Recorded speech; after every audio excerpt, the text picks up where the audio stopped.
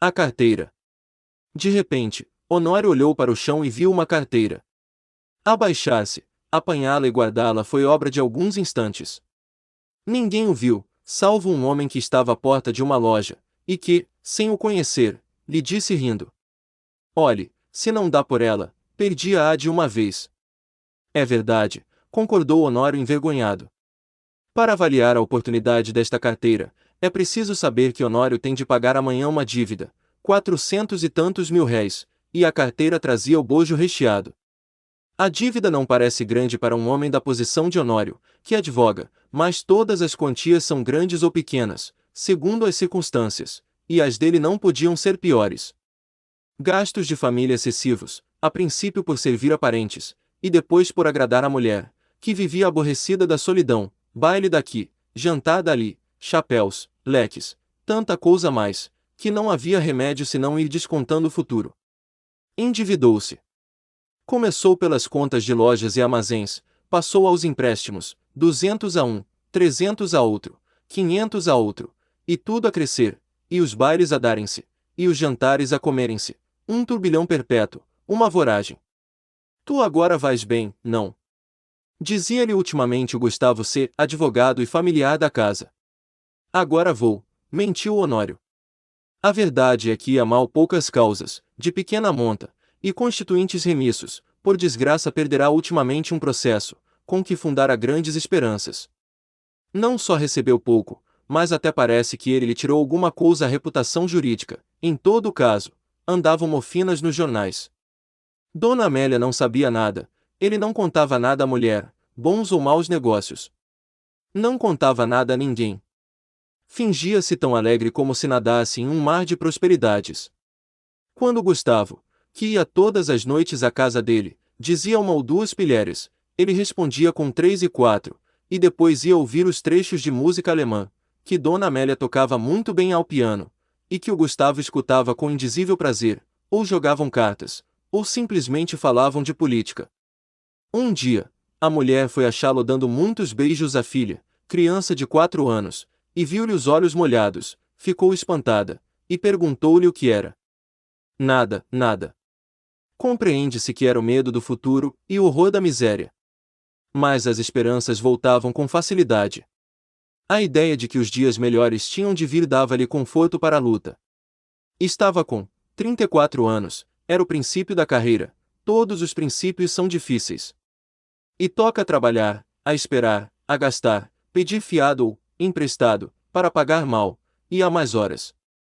A dívida urgente de hoje são os malditos 400 e tantos mil réis de carros. Nunca demorou tanto a conta, nem ela cresceu tanto, como agora, e a rigor, o credor não lhe punha a faca aos peitos, mas disse-lhe hoje uma palavra azeda, com um gesto mau, e Honório quer pagar-lhe hoje mesmo. Eram 5 horas da tarde. Tinha-se lembrado de ir a um agiota, mas voltou sem ousar pedir nada. Ao enfiar pela rua da Assembleia que viu a carteira no chão, apanhou-a, meteu no bolso, e foi andando.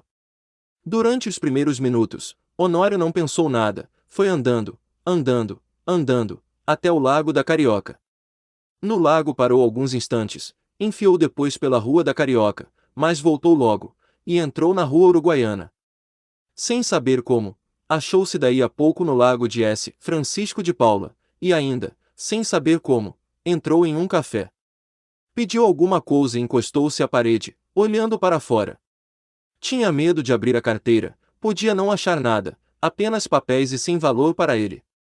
Ao mesmo tempo, e esta era a causa principal das reflexões, a consciência perguntava-lhe se podia utilizar-se do dinheiro que achasse.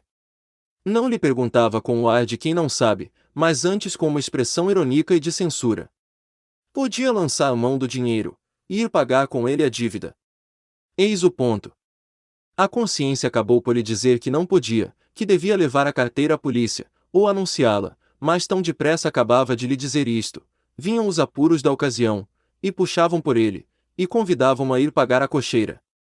Chegavam mesmo a dizer-lhe que, se fosse ele que a tivesse perdido, ninguém iria entregar-lhe, insinuação que lhe deu ânimo. Tudo isso antes de abrir a carteira. Tirou-a do bolso, finalmente, mas com medo, quase às escondidas, abriu-a, e ficou trêmulo. Tinha dinheiro, muito dinheiro, não contou, mas viu duas notas de 200 mil réis, algumas de 50 e 20, calculou uns 700 mil réis ou mais, quando menos, 600. Era a dívida paga, eram menos algumas despesas urgentes. Honório teve tentações de fechar os olhos, correr à cocheira, pagar, e depois de paga a dívida, adeus, reconciliar-se-ia consigo. Fechou a carteira, e com medo de a perder, tornou a guardá-la. Mas daí a pouco tirou-a outra vez, e abriu-a, com vontade de contar o dinheiro. Contar para quê? Era dele. Afinal venceu-se e contou, eram 730 mil réis. Honório teve um calafrio. Ninguém viu, ninguém soube, podia ser um lance da fortuna, a sua boa sorte, um anjo. Honório teve pena de não crer nos anjos. Mas porque não havia de crer neles. E voltava ao dinheiro, olhava, passava-o pelas mãos, depois, resolvia o contrário, não usado achado, restituí-lo. Restituí-lo a quem? Tratou de ver se havia na carteira algum sinal. Se houver um nome, uma indicação qualquer, não posso utilizar-me do dinheiro, pensou ele. Esquadrinhou os bolsos da carteira. Achou cartas, que não abriu, bilhetinhos dobrados, que não leu, e por fim um cartão de visita, leu o nome, era do Gustavo. Mas então, a carteira. Examinou-a por fora, e pareceu-lhe efetivamente do amigo. Voltou ao interior, achou mais 2 cartões, mais 3, mais 5. Não havia duvidar, era dele. A descoberta entristeceu. Não podia ficar com o dinheiro, sem praticar um ato ilícito, e naquele caso, doloroso ao seu coração porque era em dano de um amigo. Todo o castelo levantado esboroou-se como se fosse de cartas. Bebeu a última gota de café, sem reparar que estava frio. Saiu, e só então reparou que era quase noite. Caminhou para casa. Parece que a necessidade ainda lhe deu uns 12 empurrões, mas ele resistiu. Paciência, disse ele consigo, verei amanhã o que posso fazer. Chegando a casa, já ali achou Gustavo, um pouco preocupado e a própria Dona Amélia o parecia também. Entrou rindo, e perguntou ao amigo se lhe faltava alguma coisa. Nada. Nada. Por quê? Mete a mão no bolso, não te falta nada. Falta-me a carteira, disse o Gustavo sem meter a mão no bolso. Sabe se alguém a achou? Achei-a eu, disse Honório entregando-lhe. Gustavo pegou dela precipitadamente, e olhou desconfiado para o amigo.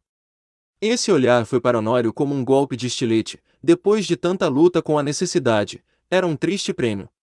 Sorriu amargamente, e como o outro lhe perguntasse onde a achará, deu-lhe as explicações precisas. Mas conheceste-a?